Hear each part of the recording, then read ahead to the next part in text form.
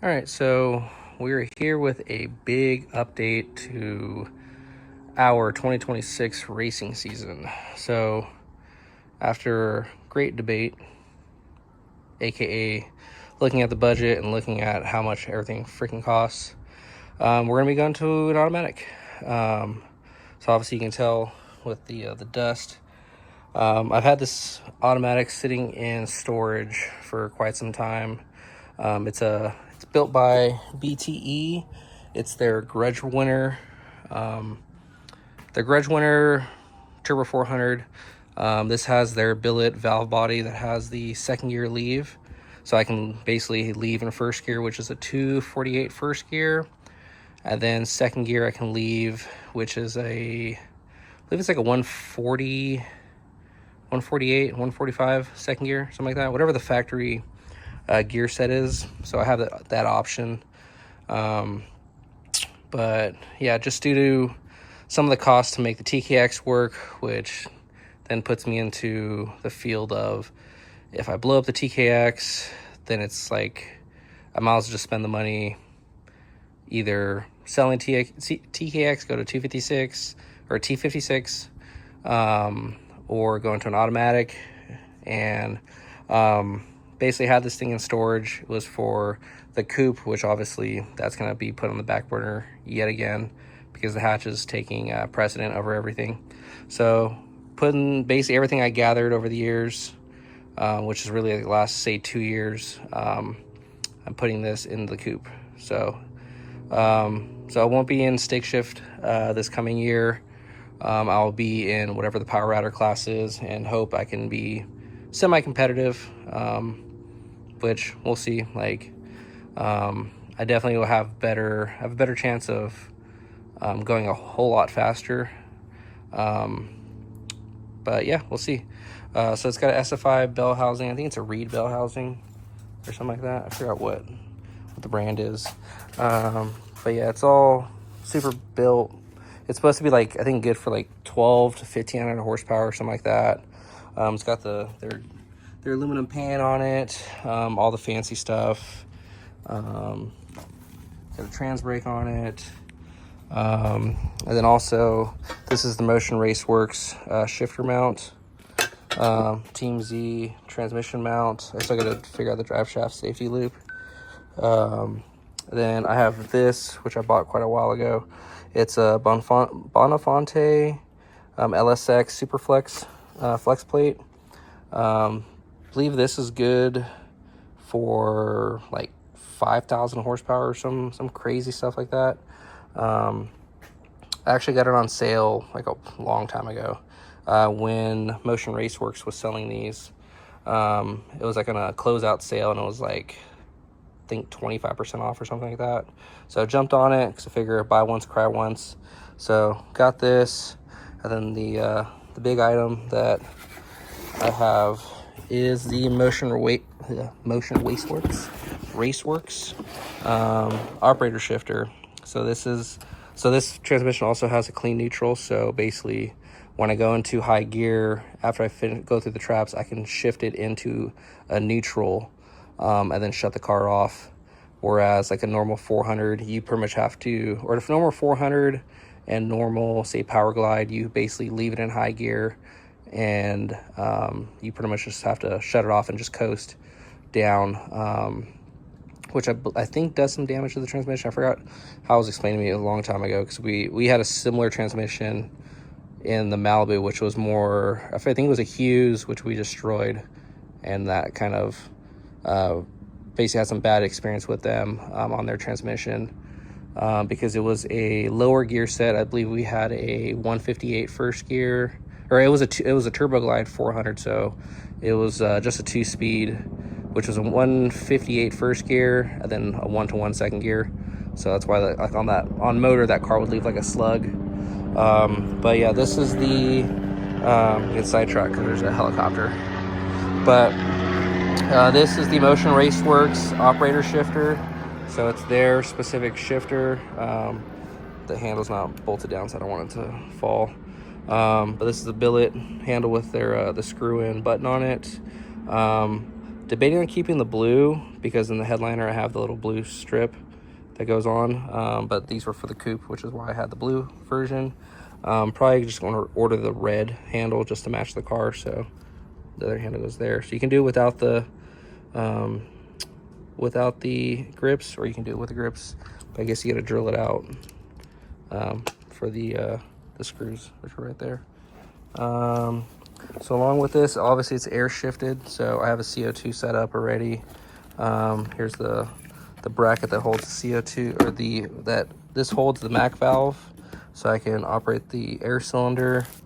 And then this is the mount that goes for the tube mount right here. So you can kind of see this slips in there, and I bolt it down.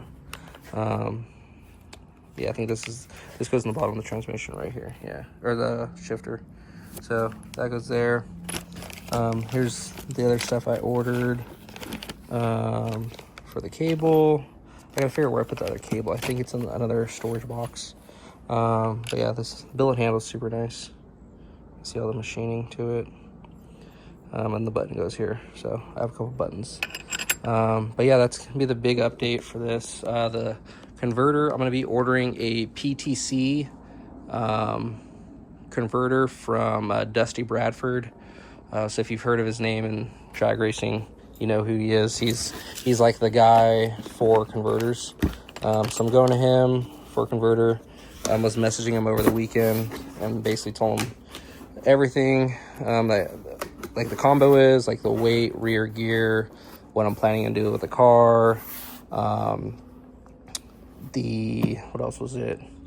It was what I'm doing, the combo, so like Gen 2 small block Ford, gave him the turbo size, gave him the transmission info, gave him the rear gear, rear tire height, what I'm planning on doing with it, approximate horsepower I think the car is going to make, which I'm guessing about 700 horsepower, give or take.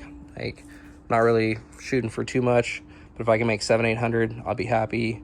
It'll be on E85, and the car should weigh about 3,000 pounds, give or take. So kind of gave him all that info. He figured out what kind of converter I need, which it'll be a good enough converter that he said he can restall it or reconfigure it when I'm ready to go faster and make some more horsepower.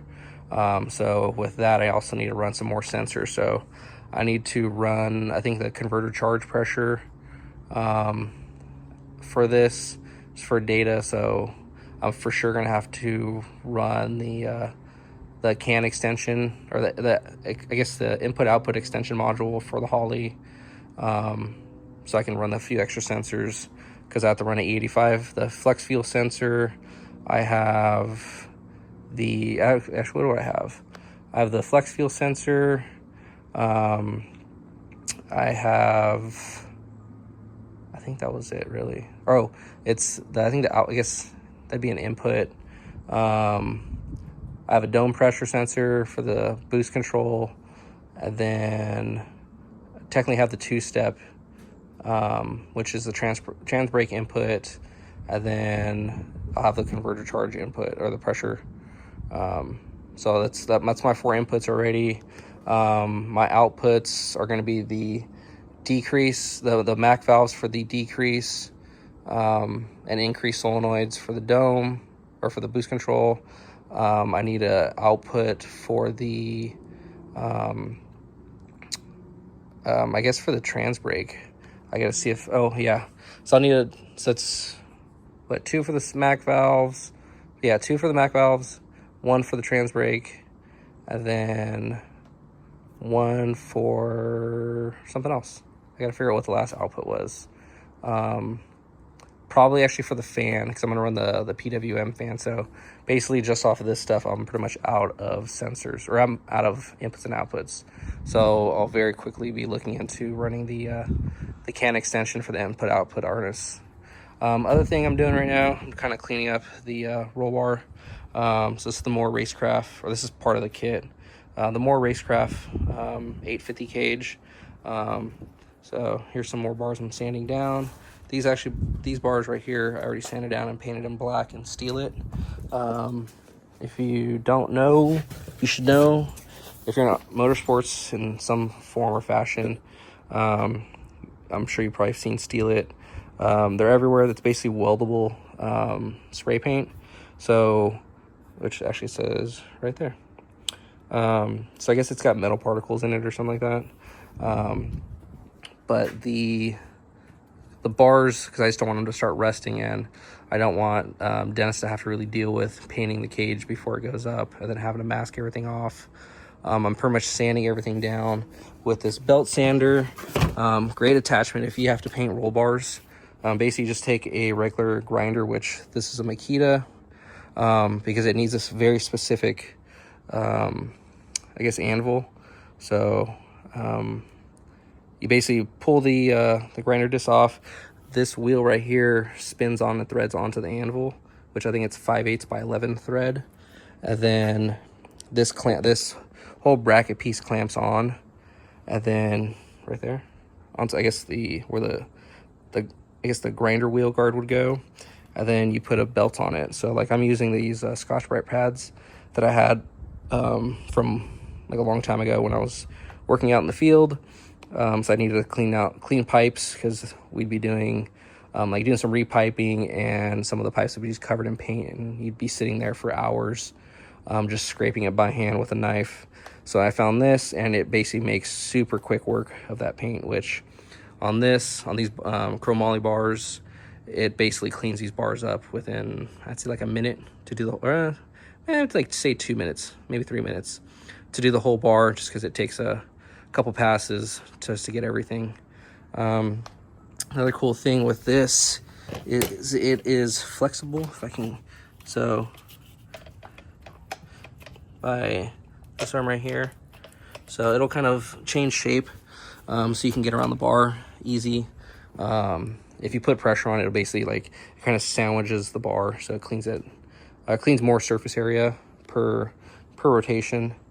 So that's kind of what I'm doing right now, because this weekend we're going to be taking the car up to Eureka to Dennis so he can start working on the cage, and then we'll just keep jamming along. So converter will be ordered hopefully tomorrow, and then I still actually got to order a drive shaft safety loop, which I'll probably do like a Stifler's that'll basically bolt to the factory mount, kind of similar to the TKX. There's our trailer, a garbage can full of stuff I took out of the interior, and then out of the other motor. So painted this thing, as you can see, Ford blue, because it's basically a Gen 2 small block Ford. So basically started tearing everything apart. Still got to pop all the pistons out, clean this thing up, get it ready for some boost, gap the rings, and then put the heads all back together. So I got to clean all this stuff. This is all the rockers, the rocker stands, or I guess the rails. So I got to clean all that. Pull the heads apart, clean them. They're super gunky. At least one side is for sure. Which, I think it's this one. Yeah, I cleaned most of them out. But yeah, I have a couple cans of brake clean. I'm definitely gonna clean these things out, give them a good bath. I've tried using, I think it's, I don't think I have the jar or the can. It's like kitchen cleaner. You basically spray it on anything aluminum, give it about, like, I think 15 minutes or so, and then rinse it off, and it cleans the aluminum, like makes it almost damn near spotless. So I got to do that. But yeah, this is the big update. No more stick shift, at least for this year. Maybe next year, well, no more stick shift for this coming year. So maybe after that, I put another combo together, basically another Gen 4 motor, and do a T56, and then pull the Gen 4 with the automatic out, put that into the coupe, which I need to really start getting on, and then put the stick shift back into the hatch, and then make the hatch the stick shift car, and then the coupe the automatic car, because the coupe will realistically get a 25.2, 25.5 cage. So, but that's pretty much the big update for today. There's the SFI stuff. There's some more information. Yeah, I'm not really sure. It's been a while since I've done, actually, yeah, so I bought it in February of 2023. So it's been a while. But yeah, cruise along, just me, myself, and I. Adrian's out at the gym with Shauna, which I think they just pulled up. So yeah, that's pretty much today's little announcement. So don't forget to like and subscribe, comment, follow, all the above. All right, see you guys later.